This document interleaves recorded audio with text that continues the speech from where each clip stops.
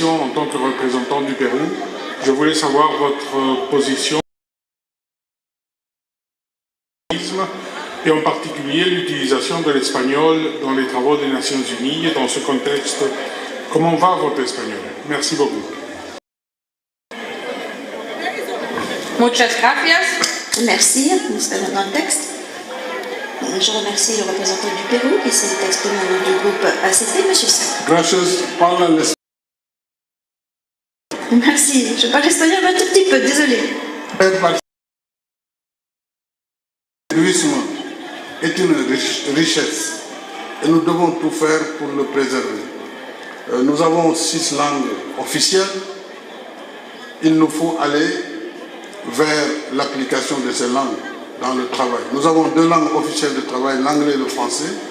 Je sais que les anglophones n'ont pas souvent le besoin de faire une autre langue où tout converge, mais nous devons quand même valoriser le multilinguisme dans l'organisation. Je suis sûr que officiel soit vraiment pratiquement plus facile, mais toutes les autres langues, en réalité, nous aurons les outils par l'IA.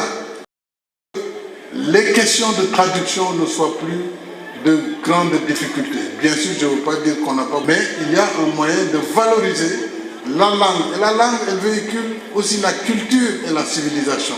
Donc c'est ça la richesse. Un partisan du multilinguisme, je suis déjà polyglotte, même si au niveau des langues internationales,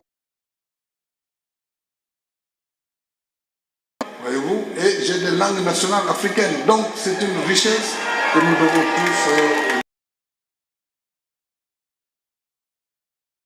tous, au nom des 27 petits pays, dites-vous, je répète vos termes, sur le processus de sélection, je crois qu'il y a déjà la charte qui l'a définie. La charte, chaque entité a son rôle à jouer, et c'est l'Assemblée qui fera la proposition. Et je crois que ce qui est en jeu aujourd'hui montre qu'il y a eu... On savait que, bon, on a décidé qu'un tel est choisi entre les pays au niveau du Conseil de sécurité. Donc il y a eu des progrès, en tout cas dans ce qu'on peut appeler la démocratisation. La vision que j'ai évoquée, vision intégrée, paix et sécurité, prospérité, de développement sans paix. Dans les pays, on parle de déplacés, on parle de réfugiés, on ne parle plus de développement, ni d'éducation. Pour les opérations de maintien de la paix, je crois qu'il faut que la dimension politique, la dimension économique soit intégrée. Parce que là où il n'y a pas de développement, s'il n'y a pas les efforts qu'il faut. Il faut donc combiner l'ensemble et je crois que déjà insister davantage sur cette dimension économique qui doit accompagner la dimension maintien de la paix ou même rétablissement de la paix. Pour ce qui est des droits humains, ils sont parfaitement dans les piliers parce que j'ai indiqué que nous avons 3 piliers. Donc, j'ai déjà dit que les réformes engagées permettront de renforcer notre action en matière de renforcement des droits humains. Thank you. Merci, je donne maintenant la parole à la Norvège, suivi de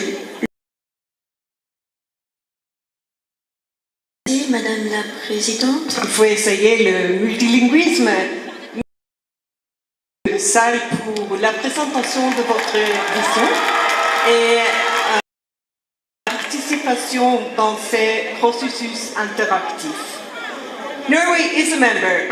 La Norvège est membre du groupe mondial ONU 80 avec le Mexique, la Nouvelle-Zélande, le Sénégal, Singapour. Sur l'initiative de groupes régionaux semblables lors de la 70e recommandation pour le prochain secrétaire ou la prochaine secrétaire générale, qui que ce soit, ce qui concerne l'avenir de l'organisation. Par conséquent, nous vous remercions, Monsieur le permis aux membres de discuter avec les candidats et candidates. Une question, si vous êtes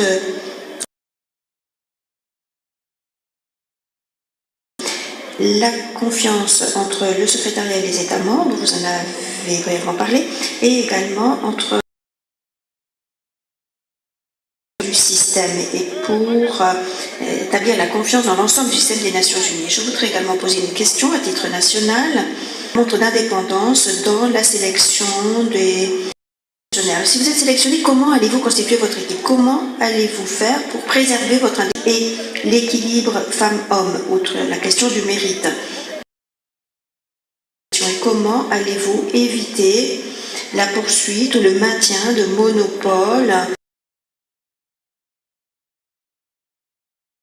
C'est la représentante de la Norvège qui s'est exprimée au nom du groupe mondial 2080. Merci. Présenté. Alors, pour la restauration de la confiance, je crois que par d'abord le fait que chaque pays membre perçoive que le secrétaire général n'est ni vraiment important. L'indépendance. C'est la base pour pouvoir être accepté. Ce qui nous motive, c'est de faire avancer cette organisation. Moi, jeunes années, avec la confiance des États pour faire cette organisation et la réformer. Et je sais que dans les questions sur le choix des collaborateurs, qu'il y ait de l'équité et de la transparence et le respect de la rotation régionale, le respect aussi de la... Il est clair qu'en 1945, lorsque la charte était faite, on a parlé de la répartition géographique, de dire qu'en tant que secrétaire général, déjà, mon adjointe sera une femme, venant du sud, elle viendra du nord. De juger le secrétaire général sur ses paroles et si justement les États membres voient qu'il est sur la bonne voie, travaillant sur la confiance à restaurer, tous les autres sujets tels que la rétention des cotisations pourront trouver ne pourra empêcher qu'ils participent pleinement dans la marche de notre...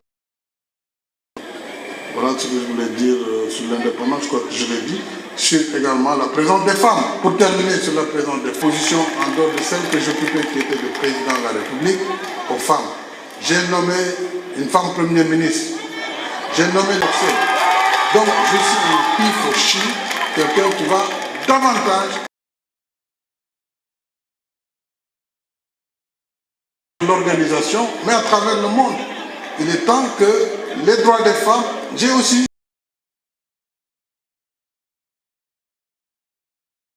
à leurs époux et à leurs enfants, ce qui n'était pas le cas. Donc je serai dans l'organisation et dans le monde autant que je le pourrai avec les États membres.